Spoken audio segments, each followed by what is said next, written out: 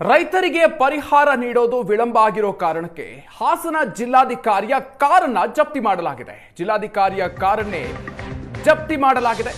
ನ್ಯಾಯಾಲಯದ ಸೂಚನೆಯ ಹಿನ್ನೆಲೆಯಲ್ಲಿ ನ್ಯಾಯಾಲಯ ಸಿಬ್ಬಂದಿಗಳು ಜಪ್ತಿ ಮಾಡಿದ್ದಾರೆ. ಯಗಚಿ ನಾಲೆಗೆ ಜಮೀನು ನೀಡಿದಂತಹ ರೈತರಿಗೆ ಪರಿಹಾರ ಸಿಕ್ಕಿಲ್ಲ. ಸೂಕ್ತ ಪರಿಹಾರ ಸಿಗದೆ ಕಾರಣ ಕೋರ್ಟ್ ಮೊರೆ ಹೋಗಿದ್ರು ಭಕ್ತರವಳ್ಳಿಯ ರೈತರು. ಹಾಸನ ಜಿಲ್ಲೆಯ ಆಲೂರು ತಾಲೂಕಿನ ಭಕ್ತರವಳ್ಳಿ ಗ್ರಾಮದ ರೈತರು ನ್ಯಾಯಾಲಯದ ಮೊರೆ ಹೋಗಿದ್ರು.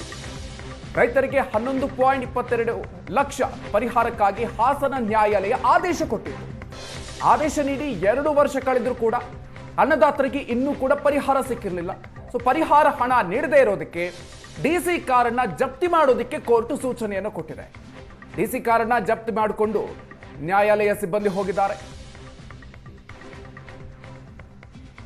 ಕೋರ್ಟ್ ಸೂಚನೆಯ ಮೇರೆಗೆ ಹಾಸನ ಜಿಲ್ಲಾಧಿಕಾರಿಯ ಕಾರನ್ನ ಜಪ್ತಿ ಮಾಡಿಕೊಳ್ಳಲಾಗಿದೆ. ಕೋರ್ಟ್ ಆದೇಶ ನೀಡಿ 2 ವರ್ಷವೇ ಕಳೆದು ಹೋಗಿದೆ. ಆದ್ರೂ ಕೂಡ ಅನ್ನದಾತರಿಗೆ ಇನ್ನೂ ಪರಿಹಾರ ಸಿಕ್ಕಿರಲಿಲ್ಲ. ಸೊ ಹೀಗಾಗಿ ಪರಿಹಾರ ಹಣ ನೀಡದೇ ಇರೋದಕ್ಕೆ ಹಾಸನದ ಡಿಸಿ ಕಾರನ್ನ ಜಪ್ತಿ ಮಾಡಬೇಕು ಅಂತ ಹೇಳಿ ಕೋರ್ಟ್ ಸೂಚನೆ ಕೊಟ್ಟಿತ್ತು. ಆ ಸೂಚನೆಯ ಹಿನ್ನೆಲೆಯಲ್ಲಿ ಈಗ ಡಿಸಿಯ ಕಾರನ್ನ ಜಪ್ತಿ ಮಾಡಿಕೊಳ್ಳಲಾಗಿದೆ.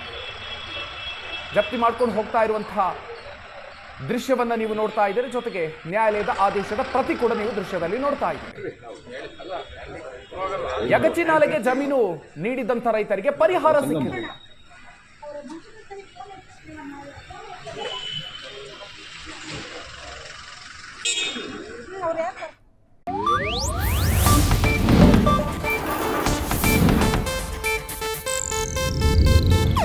ಇದು ಏಷ್ಯಾನೆಟ್ ನ್ಯೂಸ್ ನೆಟ್ವರ್ಕ್ ಪ್ರಸ್ತುತಿ.